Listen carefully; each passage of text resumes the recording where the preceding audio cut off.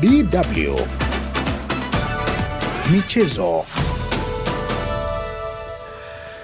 Kamari ya michezo, wengi wanafahamu kama betting, imegeuka na kuwa sehemu ya maisha ya vijana wengi barani Afrika, ikichochewa na ukuaji wa teknolojia, upatikanaji wa simu janja na matangazo ya mara kwa mara ya kampuni za kubashiri. Kizazi cha sasa kimejikuta kikitumbukia kwenye ulimwengu huu wa betting kwa wingi kuliko wakati mwingine wowote. Hata hivyo, nyuma ya mvuto wa kupata pesa za haraka, kuna maswali mazito kuhusu athari zake kwa mustakabali wa vijana, familia na jamii kwa ujumla wake.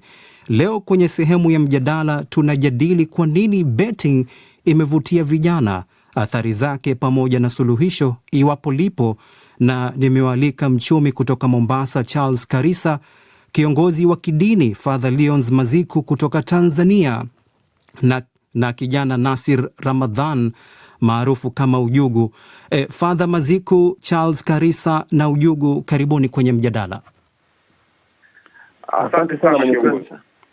Na moja kwa moja nianze na wewe Ujugu. Kama kijana, kwa nini kizazi cha sasa kinavutiwa sana na betting? Kwanza, betting vijana wengi tumeifanya kama ajira yetu ya pili, na mara nyingi hii ajira yetu ya pili ambayo ndo betting imekuwa ikituingizia pesa nyingi kuliko hata ajira ya kwanza ambayo tunaitegemea. Haya, ka hapo usende mbali. Kwako Father Leons Maziku, umemsikiliza Ujugu hapo kwamba betting imekuwa kama chanzo cha ajira, lakini wataalamu wa afya ya akili wameonya kwamba kuna madhara ya betting, ikiwemo kwanza uraibu, wakati mwingine pia kuna kupoteza fedha na vijana kutumia muda mwingi sana kubashiri badala ya kufanya mambo mengine ya kujenga taifa. Father Maziku, licha ya madhara haya, kamari inazidi kuwa maarufu miongoni mwa vijana. Kwa nini? Asante sana mwenyekiti. Ujugu amesema vizuri, wameona kama ni ajira mbadala. Lakini kumbuka, katika kamari yoyote ni wengi wanacheza, lakini wachache ndio wanaofaidika. Sidhani kama kuna mtu ambaye kila mara anapofanya betting au anapocheza anafaidika. Tatizo linakuwa ni nini? Mimi naona kwa kuwa kwanza vijana ni kundi kubwa, hakuna anayetia mashaka kwa hilo. Alafu la pili, tatizo la ajira sio tu la kuongea kisiasa, lakini linauhalisia kabisa kwamba ajira rasmi ni chache na zingine hazipo kabisa. Sasa tukichukulia kama betting ni mbadala wa ajira, tunatengeneza ulichosema kwenye utangulizi, addiction, tunatengeneza uraibu. Bila betting tunafanya betting kama kitu tegemezi, kinakupa matumaini, ambayo matumaini wakati mwingine yanatekelezeka kama nilivyosema Ujugu ni vizuri, lakini kundi kubwa ni wale ambao hawafaidiki na betting. Hao wanapata msongo wa mawazo unapeleka kwenye sonona inapelekea kuathiri afya ya akili, na hakuna mtu yoyote kwa nia njema katika taifa lolote anaweza kubali kupoteza kundi kubwa la vijana kwa sababu tu tunaona kama betting au michezo ya kamari ni kama ajira ya pili. Tulia hapo Father Maziku, na kwako Bwana Charles, kutoka Mombasa huko Kenya iliwahi kuongeza ushuru kwa kampuni za betting ili kwa ujumla wake kudhibiti biashara hiyo, lakini pia kuna mifano kama vile Ghana, Nigeria na hata Afrika Kusini.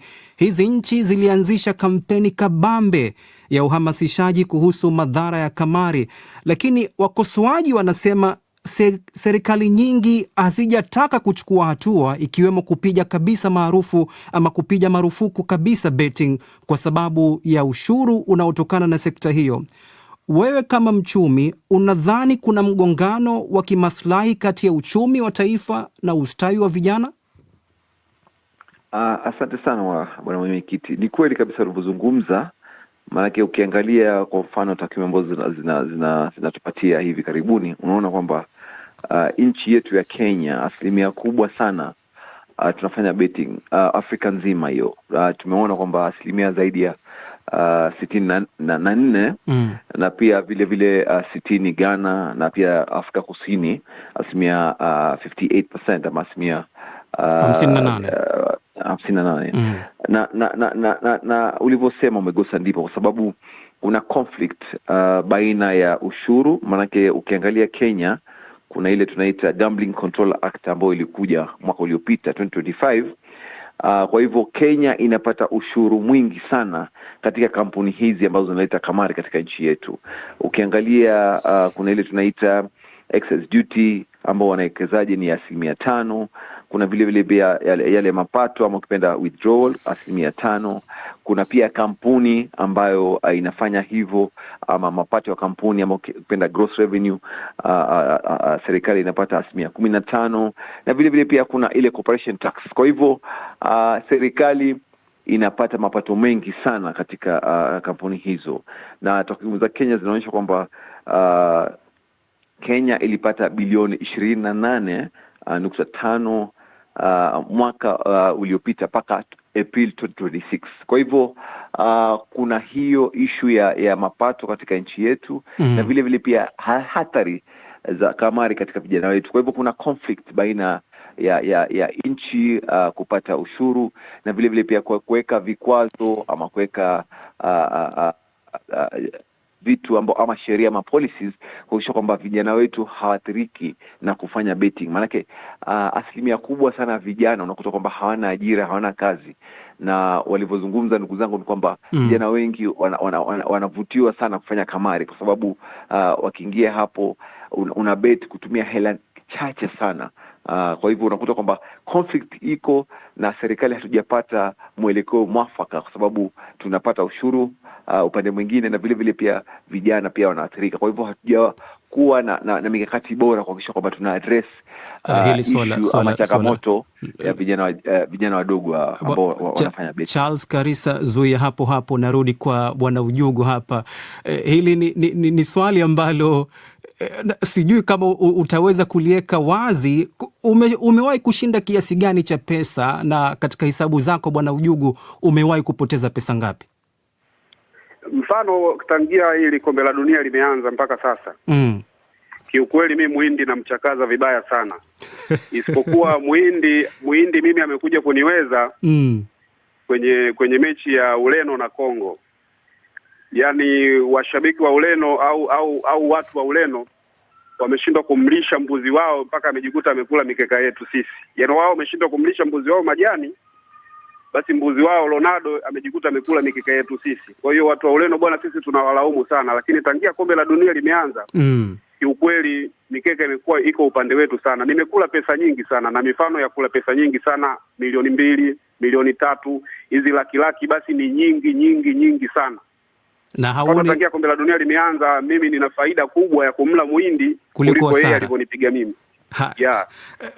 Father Leons Maziku, umesikia tathmini ambayo ameitoa Charles Karisa kwamba serikali inafaidika mno na betting, lakini tuangazie mtazamo wa kiroho na maadili. Kwanza, dini inafundisha nini kuhusu kamare na naweza kusema tamaa ya kupata pesa bila jasho? Lakini wakati huo pia kwa sababu ya serikali inavutia pesa kiasi hicho, sidhani kama inaweza kwa namna moja au nyingine kupiga marufuku ya moja kwa moja.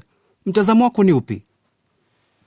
Mtazamo wangu mimi naungana kabisa na rafiki yangu hapo, mdogo wangu, nadhani atakuwa mdogo Ujuju, ndio kwamba amefaidika, hilo wala halitii shaka, lakini sidhani kama ana takwimu za kisayansi ambazo zinaonesha kati waliobeti wangapi wana milioni 2. Sidhani kama anaweza, asiangalie Kenya tu, angalie dunia, kwa sababu amesema World Cup ni kombe la dunia. Ni wangapi waliobet? Yani tungepata hivi, wamebet watu milioni 1, na hao milioni 1 wote wamepata milioni 2. Hapo ningekuwa na nafasi nyingine ya kuchallenge. Lakini alivyosema ndugu yangu wa Mombasa Karisa kwamba kuna faida kubwa serikali inapata. Nitoke huko niende kwenye tumbaku. Tumbaku inatengeneza sigara, lakini tumbaku hiyo tunasema ni hatari kwa afya yako. Kwa nini wasiende moja kwa moja kukemea? Kwa sababu kuna kodi, kuna ushuru, na ndicho tunasema kwa Kiingereza ni conflict of interest. conflict of, ni mgongano wa maslahi. Unaona kabisa kuna madhara lakini napata. Sasa niache kupata kwa sababu ya madhara. Father Maziku, nataka utulie hapo. Ujugu naona kuna chembe hapo ya unazungumza kwa mbali kana kwamba unataka kuijibu hii hoja ya Father Maziku. Unazungumziaje?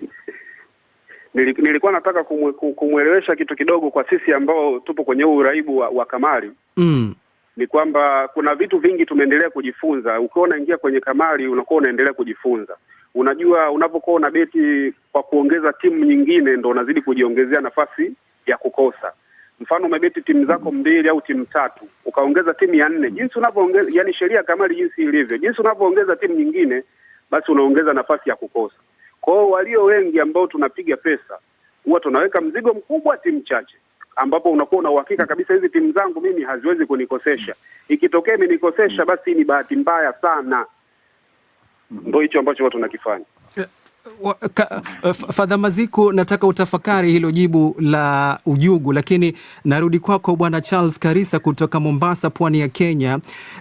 Ni sera zipi ambazo serikali zinaweza kuweka ili kusaidia kupunguza utegemezi wa betting miongoni mwa vijana, kama iwapo kweli serikali ina nia ya dhati ya kukabiliana na haya wataalamu wa afya walivyosema kwamba kuna madhara mengi, ikiwemo hiyo la swala la uraibu, lakini pia kuna swala la vijana kutumia muda mwingi zaidi kufanya betting badala ya kujenga taifa? Kusema kweli, mimi maoni yangu ni kwamba lazima tuangazie mambo mawili, effect ama madhara vijana wetu ambao ni wengi ambao wanafanya kamari hiyo, na vile vile pia tuangalie upande mwingine wa ushuru, na pia kama inawezekana kuwe na ile inaitwa public participation. Kama Kenya tunapozungumza sasa hivi kulikuwa na mswada wa fedha, ile finance bill, na tumeona wazi kwamba serikali ya Kenya haijali maslahi, kwa sababu wameongeza ile ushuru ambao tunasema kwamba kuna ile withdrawal ambao ilikuwa ni 5%. Tumeona kwa proposal zao kwamba wameongeza mpaka 20% kwa wale mapato ambao yatokana na betting. Kwa hivyo kitu cha msingi ni kwamba lazima tu evaluate effect ama madhara ambao yanaleta kwa vijana wetu ambao ni wengi mno, na vile vile pia tuangazie upande mwingine. Kitu ambacho kinafaa kufanywa ni kuwe na public participation, na pia to analyze effect ama madhara ya kufanya betting, hususan kwa vijana wetu ambao ni wadogo na wameingia katika mchezo huu. Maana hawafanyi kazi kusema kweli, wengi wao wamaliza shule ama ukipenda form 4, lakini as long as kitu cha kwanza ambacho tunaona ni kwamba wanakimbilia kununua simu ya mkononi ambayo inaweza kuwawezesha kufanya nini? Kufanya betting. Kwa hivyo lazima kuwe na ile public participation, hususan tujue kina haswa cha madhara, to the extent madhara haya ambayo yanafanyika, na vile vile pia tusiangalie sana upande wa ushuru ama income ambao tunapata kama serikali. Bwana Charles Karisa, zuia hapo. Ujugu, umemsikiliza Karisa akisema kwamba vijana wengi akimaliza tu shule ya sekondari anachukua simu. Kando na kubet, kuna kazi nyingine rasmi ambao unaifanya, ama wewe tegemeo lako kubwa kumradhi ni hili la betting? Kando na kubeti kuna kazi zangu zingine tu nyingi ambazo nazifanya. Na pia kuna kitu kimoja pia nilikuwa nataka nimuongezee hapo. Wanaofanya hii betting, vijana wengi ambao wanafanya betting, sio kwamba wote wanakopa hawana ajira. Wengi wako kwenye maajira, wengi wapo kwenye maofisi, lakini baadaye hiyo simu yake ataifungua, atatengeneza mkeka wake ambao anajua baadaye hapa mimi nitakuwa nimepata pesa ya kula au pesa ya kuacha nyumbani. Na kitu kingine ambacho nilikuwa nataka pia nimuongezee akifahamu kuhusu hii serikali, mfano labda ya Kenya au Tanzania kuongeza kodi. Ni kweli tumeona wameongeza kodi, hata huko kwetu Tanzania wameongeza kodi. Lakini sasa ile kodi sisi tunaona bado haituumizi sana watu wa betting, kwa sababu haya mashirika pia ya betting yamekuwa yanaweka bonus. Kwamba labda mimi nikila hela labda nikala 50,000, wananiwekea bonus labda 20,000, nitapata 70,000. Kwa hiyo kama nitapata 70,000 najikuta ile bonus ambayo wamenipa ndio ile serikali ambayo wameweka 5%, kwamba mimi nitakapopewa ile hela ile bonus ndio itakuwa imekatiwa pale. Kwa hiyo najikuta mimi nimepata pesa yangu ile ile. Kwa hiyo bado ile ule ushuru wao waliotuwekea sisi bado hautuumizi, ndio maana bado tunaendelea kubeti. Tunaona hadi tuna wabunge ambao mfano Baba Levo ni mwenzetu, Mkamalia mwenzetu anabeti. Haya, asante sana Ujugu. Mambo ya wabunge hayo tutazungumza baadaye. Father Maziku, umemsikia Ujugu hapa. Hizi kauli za Ujugu zinaashiria kweli matumaini ya vijana kuacha betting, lakini wewe kama kiongozi wa kidini umezungumzia kuhusu madhara ya betting. Kuna vijana wowote ambao wanakuja kwako wewe kama kiongozi wa dini kutafuta ushauri wa kiroho kutokana na matatizo ambayo labda huenda yamejitokeza kutokana na betting, aidha familia imevunjika, kijana hachi pesa nyumbani na kadhalika? Kwanza mimi nimpongeze Ujugu kabisa, nimpongeze.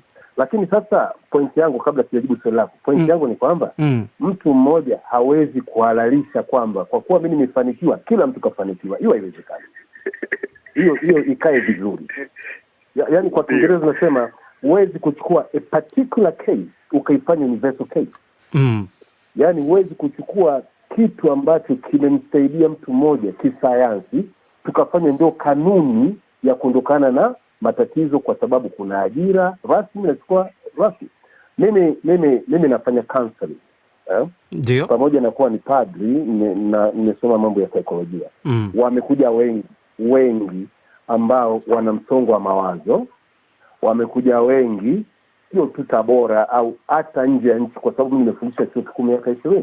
Ndio. Wamekuja wengi ambao wako chini kabisa, chini, yani wameumizwa na matazamio. Walikuwa na ndoto, walikuwa na matazamio, wakashindwa, mpaka wengine wakaingia yani amekwama hapa, anabidi tena akope ili aweze kulipa huku, alafu akikopa huku anashindwa.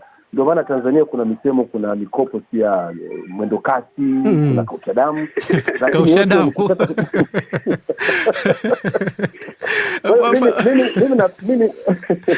Mimi nakubali kabisa Ujugu. Kwanza na kushukuru, mimi umenisaidia zaidi kuliko hata wasikilizaji wetu. Umenisaidia kwa sababu nani approach wa feminine. Hata watu watakapokuwa wanakuja, nimepata uwanja mpana zaidi wa kuwasaidia. Mimi naongelea uraibu.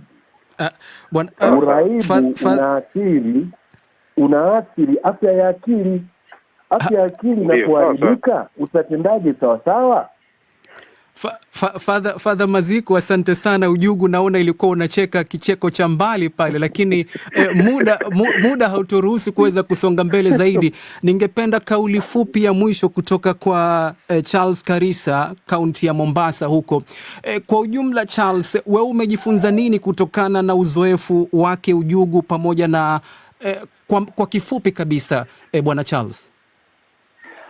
Asante sana. Mimi maoni yangu ni kwamba lazima kuwe na education ama uhamasishaji wa ubaya na uzuri wa kamari, kwa sababu unakuta kwamba alivyozungumza na ndugu yangu kwamba yeye huwa anashinda ama anapata mapato katika kamari hii, lakini ukiangalia takwimu zinaonyesha kwamba watu wengi ambao wanafanya kamari ama wanafanya betting si wengi ambao wanapata faida ama mapato.